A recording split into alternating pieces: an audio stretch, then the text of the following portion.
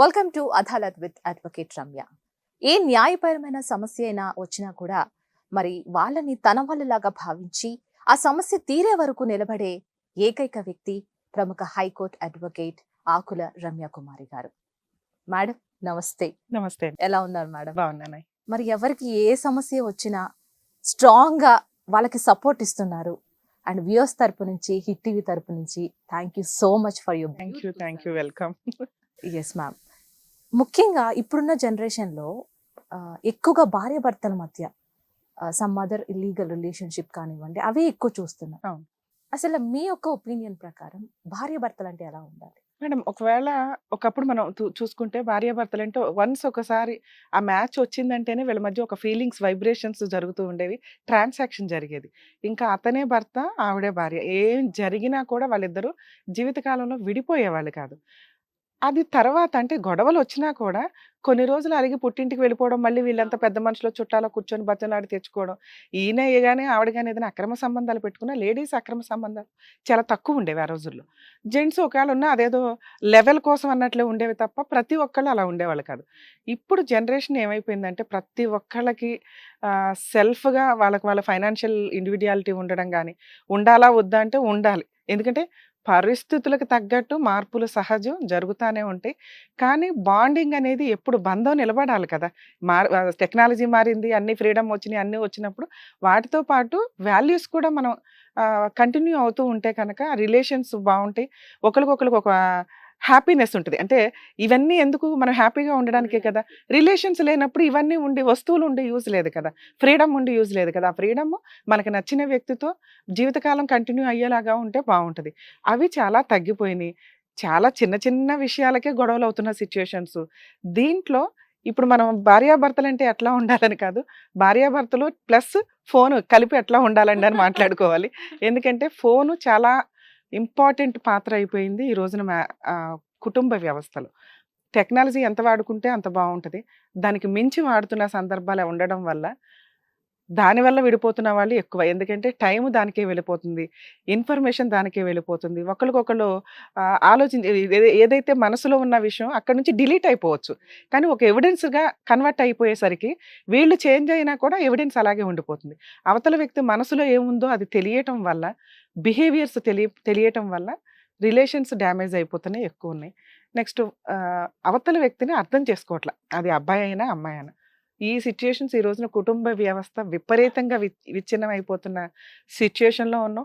ఈ టెక్నాలజీ ఇంకా పెరిగి రేపు పొద్దుట అసలు పెళ్ళిళ్ళు చేసుకోవడం అనేది లివ్ ఇన్ ఒకటే మిగులుతుంది. ఆ తర్వాత మ్యారేజ్ల సిస్టమ్ అనేది తగ్గి, అంటే పెరుగుడు విరుగుడు కొరిగా అంటాం కదా, ఇక ఇదే సిచ్యుయేషన్ వస్తుందేమో అనేది. సిచ్యుయేషన్ బట్టి మనం ఫేస్ చేయడం, దాన్ని యాక్సెప్ట్ చేయడం తప్ప చేయగలిగేది ఏమీ లేదు. సో ఈ రోజు కూడా ఒక కాలర్ లైన్ లో ఉన్నారు. తన యొక్క సమస్యకి మీరు ఎటువంటి పరిష్కారం ఇస్తారు వెయిట్ చేస్తున్నారు. కాలర్ తో మాట్లాడదామా? Hello. Hello, good morning madam. Good morning అండి, నమస్కారం. మీ పేరు? ధనలక్ష్మి మేడం. ధనలక్ష్మి గారు ఎక్కడి నుంచి కాల్ చేస్తున్నారు? Vijayawada madam. Okay, so Ramya గారు ఉన్నారు, మీ యొక్క సమస్య ఏంటో తెలపండి రమ్య మేడం గారికి. Okay madam. ధనలక్ష్మి గారు చెప్పండి అమ్మా, ఏంటి మీ ప్రాబ్లం? మేము రెంట్కుంటున్న హౌస్ ఓనర్ ప్రాబ్లం గురించి అయితే మీతో చెప్పాలని ఫోన్ చేశాను. అలాగే అమ్మా, కాస్త గట్టిగా చెప్పండి. మేడం, మేము 2 years అయింది మేడం ఈ హౌస్కి వచ్చి. సో మా ఇంటి ఓనర్ అక్క ఉన్నారు, ఆవిడ పేరు విజయలక్ష్మి మేడం. సో తన ప్రాబ్లం కోసం మీకు కాల్ చేయడం జరిగింది మేడం. చెప్పండి. వాళ్ళ హస్బెండ్ వచ్చేసి వేరే ఆమెతో వెళ్ళిపోయారు మేడం 2 years బ్యాక్. వాళ్ళకి మ్యారేజ్ అయ్యి ఎంత కాలం అయిందమ్మా? మ్యారేజ్ అయ్యి ఒక 15 అలా ఇయర్స్ అవుతుంది మేడం. అంటే బాబు 10th చదువుతున్నాడు, పాప వచ్చేసి 7th క్లాస్ మేడం. మేడం, మీరు ఒక ఓనర్ ఒక ప్రాబ్లం గురించి అడుగుతున్నారు, ఇది మీ ప్రాబ్లం కాదు. అవును మేడం. So sweet. ఎందుకంటే పక్క వాళ్ళ గురించి పట్టించుకునే ఆవిడ వీడియోస్ అవన్నీ మీరు చూస్తారు మేడం.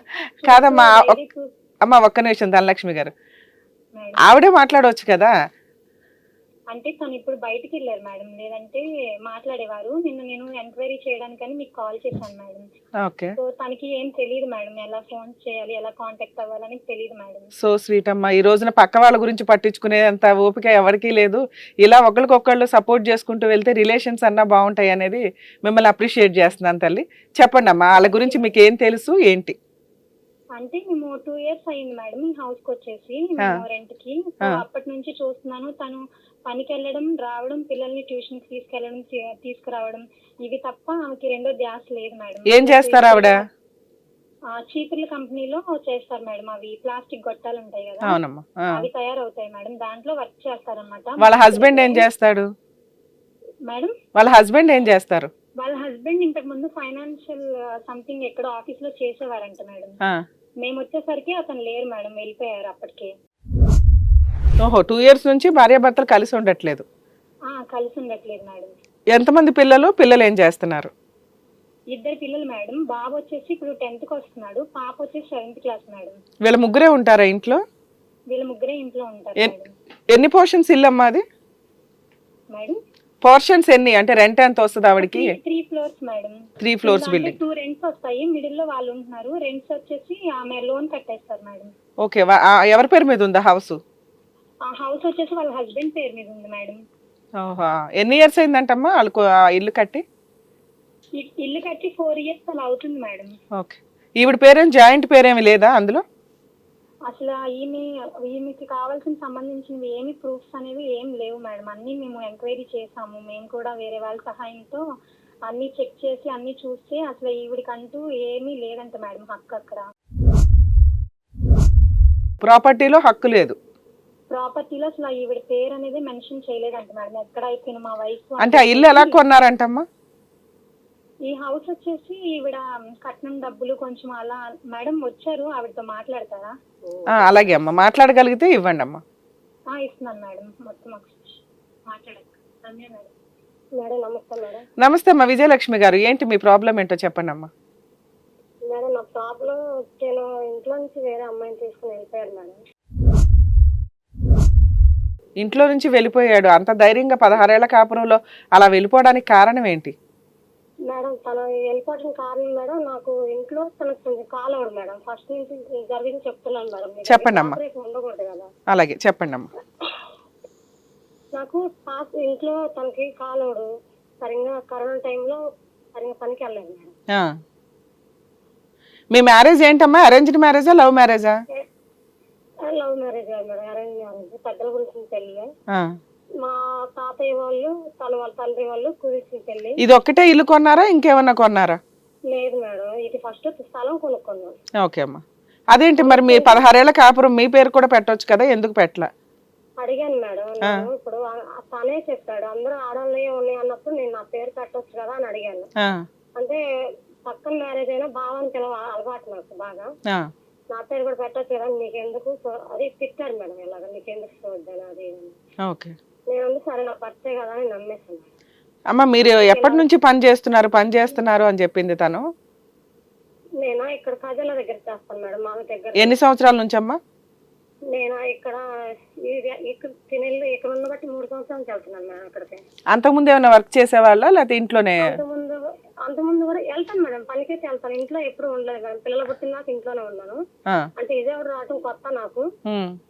ఆ తర్వాత ఇక్కడికి వచ్చిన పిల్లలు పుట్టిన తర్వాత ఇంకెళ్తున్నాను పనికి. ఏదో పనికి వెళ్తానే ఉంటాను, తీసుకొస్తానే ఉంటాను, చేస్తానే ఉంటాను. తీసుకొచ్చిన అమౌంట్ ఎవరికి ఇస్తావమ్మా డబ్బులు? అవి ఇంట్లోనే ఖర్చు పెడతావా?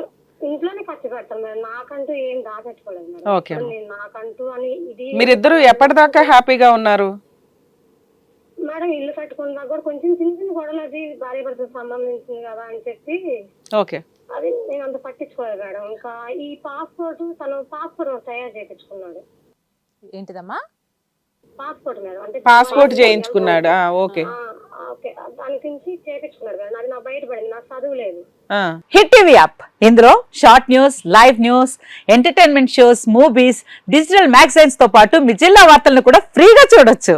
అంతేకాదు కేజీ నుంచి పీజీ వరకు విద్యార్థులకు స్కాలర్షిప్ కూడా అందిస్తున్నాం. ప్రతి వారం 10 మందికి లక్కీ డ్రా ద్వారా ఒక్కొక్కరికి 10,000 రూపాయలు అందిస్తున్నాం. ఇంకెందుకు ఆలస్యం, వెంటనే హిట్ టీవీ యాప్ ని డౌన్లోడ్ చేసుకుని ఫ్రీగా ఎంటర్టైన్మెంట్ పొందండి. Hit TV app. Hit TV app. Please download hit TV app. Hit TV app ని ఫ్రీగా డౌన్లోడ్ చేసుకొని ఎంజాయ్ చేయండి. మీకు నచ్చిన ఎంటర్టైన్మెంట్ కోసం హిట్ టీవీ యాప్ ని ఫ్రీగా డౌన్లోడ్ చేసుకొని ఎంజాయ్ చేయండి. హిట్ టీవీ యాప్ ని డౌన్లోడ్ చేసుకుని ఆస్వాదించండి, ఆశీర్వదించండి. ఇంతమంది సెలబ్రిటీలు హిట్ టీవీ యాప్ ని డౌన్లోడ్ చేసుకోండి అని చెప్తున్నారంటే ఎంత మంచి యాప్ ఆలోచించండి. అమెరికా అమెరికా అమెరికా అమెరికాలో చదవాలనుకునే వాళ్ళకి విశ్వసనీయమైన పేరు మన శౌర్య కన్సల్టెన్సీ.